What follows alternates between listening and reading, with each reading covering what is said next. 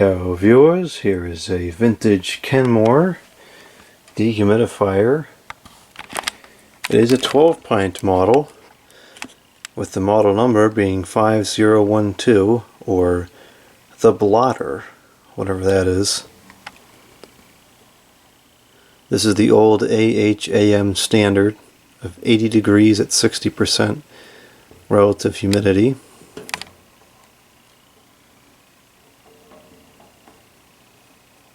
Some more informations. 3.2 amps, which is pretty low for a... It's got to be reciprocating, I would imagine.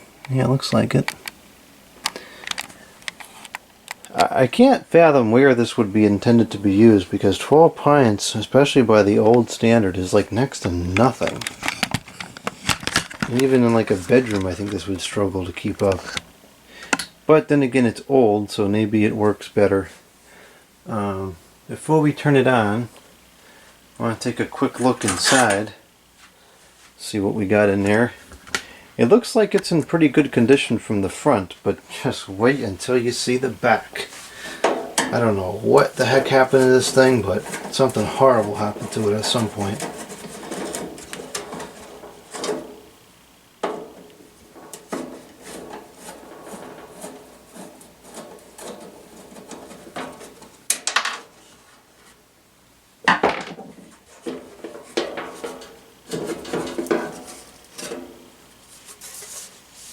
Talk about ease of service. So here's the inside of it. It is a reciprocating compressor. I'm very surprised it's only going to pull 3 amps. I guess it's just a very small unit. Here's some more information. Oh, I like that information. That's the temperature spec sheet.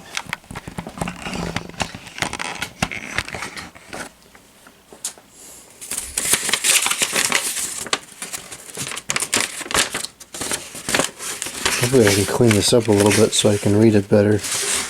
But there it is. There's the schematic. Printed in USA, 1984. This is probably an 80s product. It looks likely to me. It's R-12, so it definitely has got some age to it. I would imagine that this serial number has date information within it. Maybe somebody can decode that information. It is an Aspera compressor. I'm not familiar with that brand.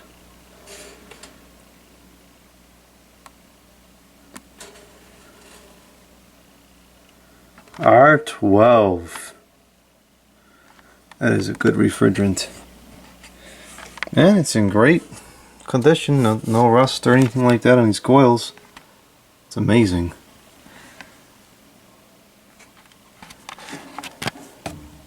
Fan could use some oil, but it still spins relatively free. It does have oil ports, and the motor itself is a universal electric.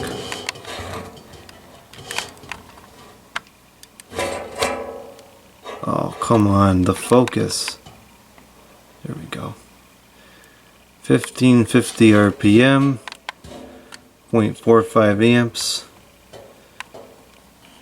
non-detergent oil every 12 months. Impedance protected oil each end. Very simple machine, very well made. Designed for decades and decades of reliable service.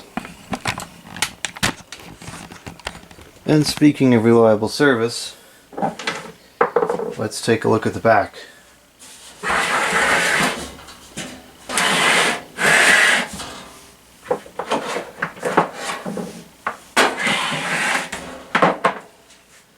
Wow. What on earth?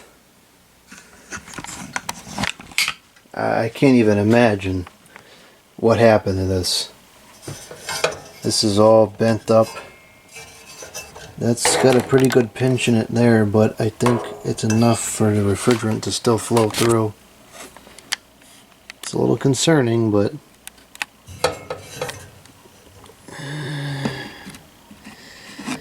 that's pretty tight. I don't know. If this doesn't work, this is probably our problem, but I think it's going to work. I actually am so confident that this is still going to work that I went around and spent the time digging out a bucket that'll fit it. Because these things were pretty much indestructible. They were designed to run for decades and decades on end. Aluminum coil, no rust whatsoever. You know, it's great quality stuff. So this is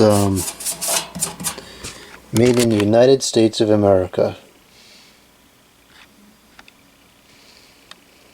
It's a Kenmore model 106.850125, which is completely different than the model number that it says on the top. And this says Coldspot. 6 ounces of R-12 refrigerant.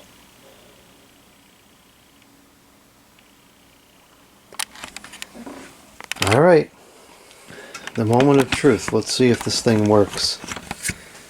This thing has definitely taken a lot of abuse over the years, but I really do think that it probably still works.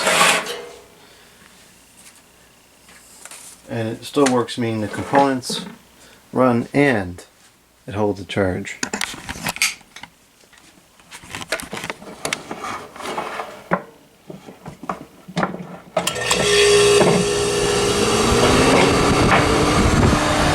Well, it sure does run. And if I'm not mistaken, that is the sound of gas flowing through there. And something rattling, but I'll cut it some slack considering the condition.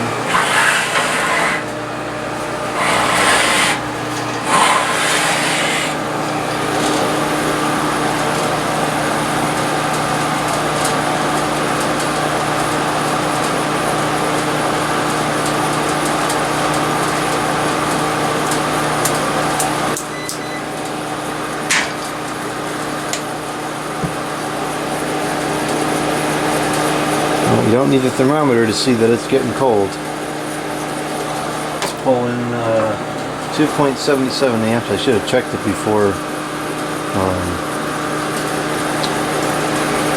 when I first turned it on, so we could see what watch the head pressure build.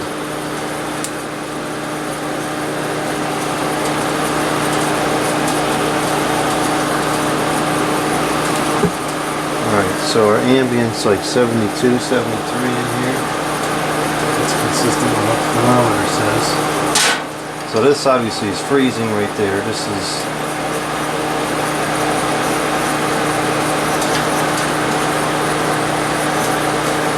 We might find that this is undercharged, as seems to be a running trend with these things. But I'm going to stick this here. Let's see what it goes down to.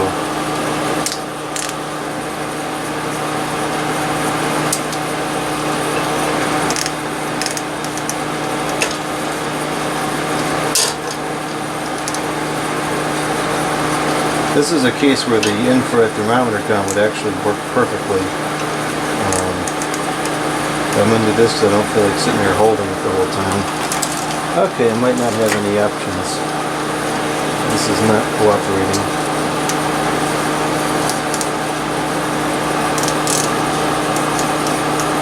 There it goes. So it is actually cooling that far over. On a 62 so far.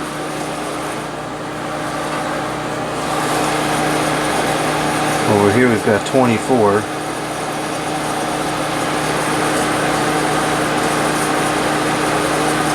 22.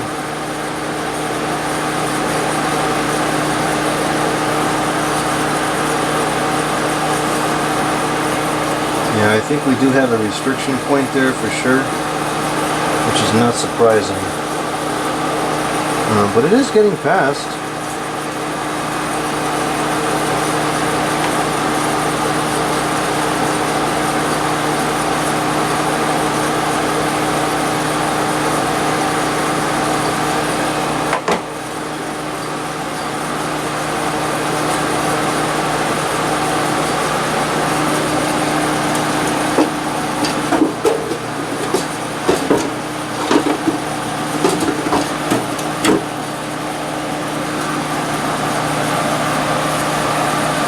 down to 47 now, 42 at the point of the thermometer. So it is moving over. And the fact that the frost is now going past that restriction point is a good sign. Oh, here we go. I just saw some frost melt off there. It's working properly.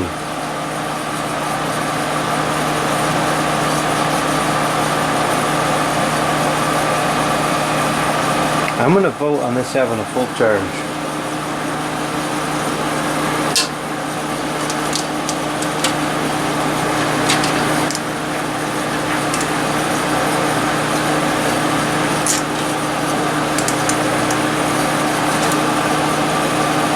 I would actually wager some good money on this having a full charge, because this is good stuff.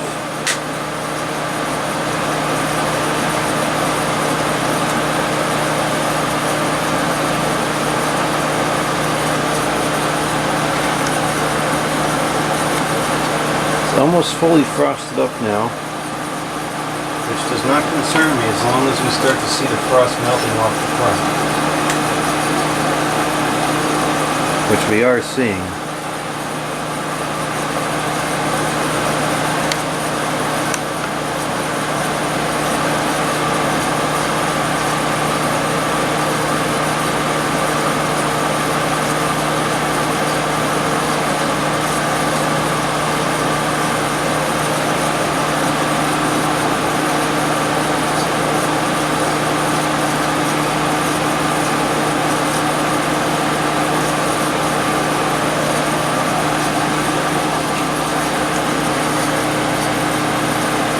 That's 36 allegedly, that's 30, 28, 29, so it's just above freezing at the input area there.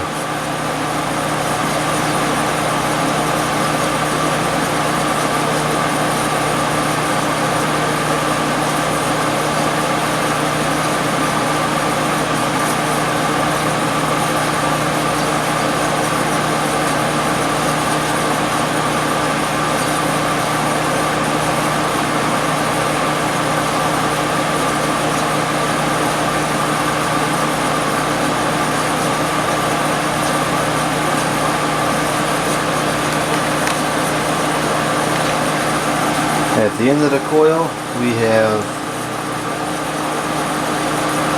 71, so it's still not getting all the way through. It's like 68, 66 at the top,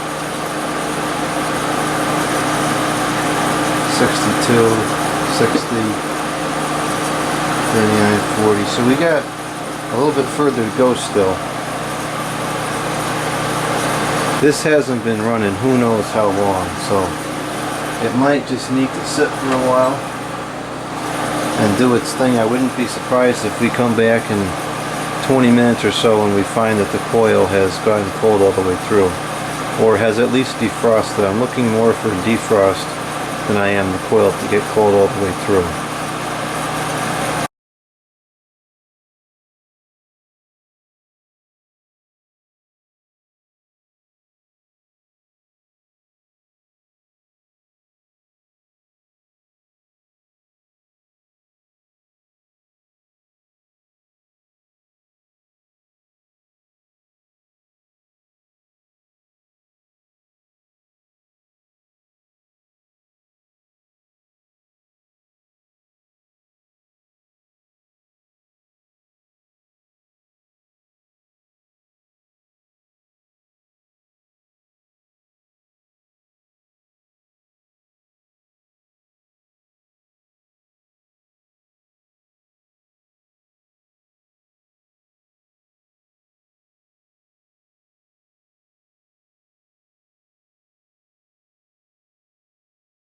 It's been about 45 minutes of operation, and as I suspected, it has a full charge.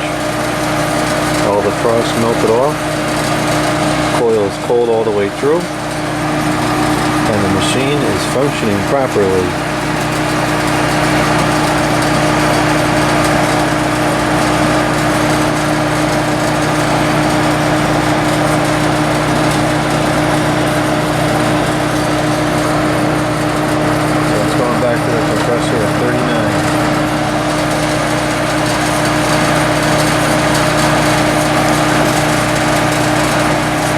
heat and condenser.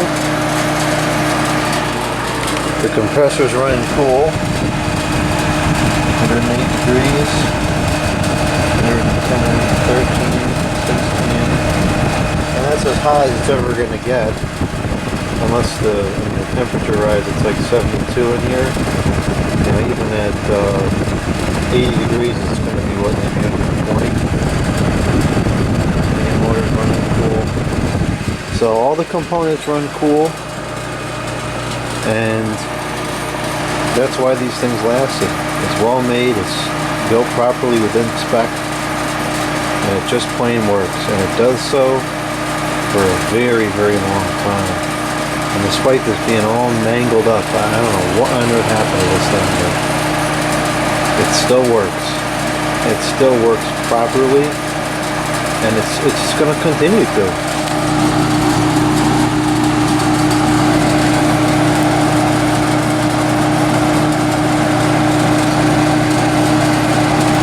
Actually dripping quite a bit. I'm surprised it's doing as much as it is, considering the low rating.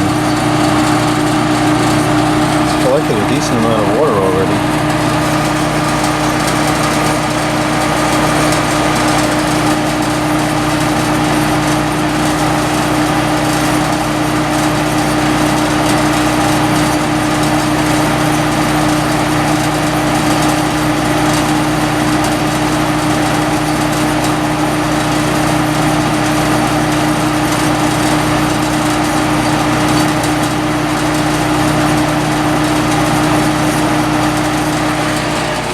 Power information, 2.8 amps, so it doesn't use much power at all. And 235 watts with a power factor of 0.7. So the fan motor must be shaking coal. Probably a capacitor in there, maybe.